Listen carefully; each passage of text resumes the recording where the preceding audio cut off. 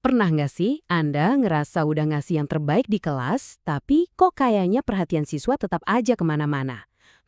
Anda nggak sendirian kok. Nah, hari ini kita bakal kupas tuntas tantangan yang satu ini. Gimana caranya biar kelas tetap hidup dan siswa terus semangat dan fokus belajar? Oke, sebelum kita mulai, saya mau lempar satu pertanyaan penting. Coba deh pikirin bentar, apa sih musuh terbesar dari proses belajar yang efektif di kelas? Jawabannya cuma satu kata, monotoni. Ya, itu dia. Rutinitas yang itu-itu lagi, cara ngomong yang sama, suara yang datar. Nah, inilah biang kerok masalah yang mau kita berantas bareng-bareng. Monotoni ini tuh kayak musuh dalam selimut.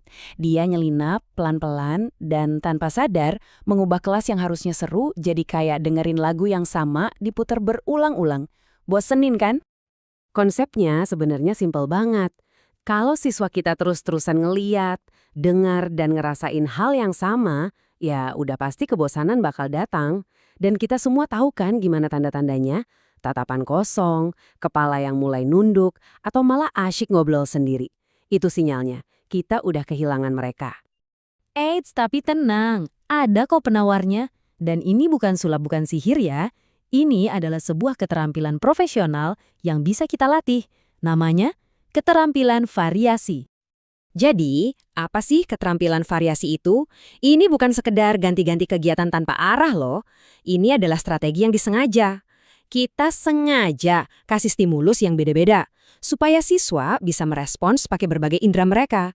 Tujuannya, ya biar proses belajarnya jadi lebih hidup dan bermakna.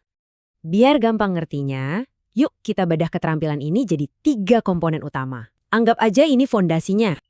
Nah, ini dia 3 pilarnya, variasi gaya mengajar, variasi media dan materi, sama variasi pola interaksi. 3 hal ini yang bakal kita dalami satu persatu, yuk kita mulai dari yang pertama dulu. Pilar pertama ini mulainya dari aset paling berharga di kelas, ya diri kita sendiri sebagai pengajar. Ini semua tentang gimana cara kita menyampaikan materi dan menghidupkan suasana dengan gaya kita.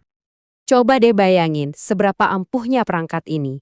Cuma dengan mainin intonasi suara, dari semangat ke tenang, atau berhenti ngomong sejenak buat ngasih penekanan, atau bahkan cuma pindah posisi berdiri di kelas. Itu semua udah bisa mengubah total dinamika dan energi di ruangan. Keren kan? Oke, kalau variasi dari diri sendiri udah kita pegang, sekarang saatnya kita naikin level. Kita lanjut ke pilar kedua dan ketiga, variasi alat bantu ajar dan pola interaksi.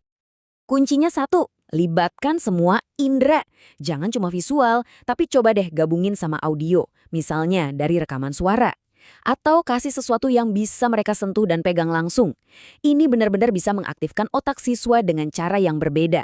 Sama halnya dengan interaksi, jangan ceramah terus, sesekali coba lempar ke diskusi kelompok atau kerja berpasangan. Dijamin kelas jadi lebih hidup.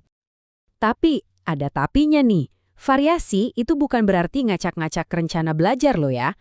Ada aturan mainnya. Kita harus pastiin variasi yang kita buat itu efektif, bukan malah bikin kelas jadi kacau. Poin utamanya simple banget. Semua variasi harus ada tujuannya.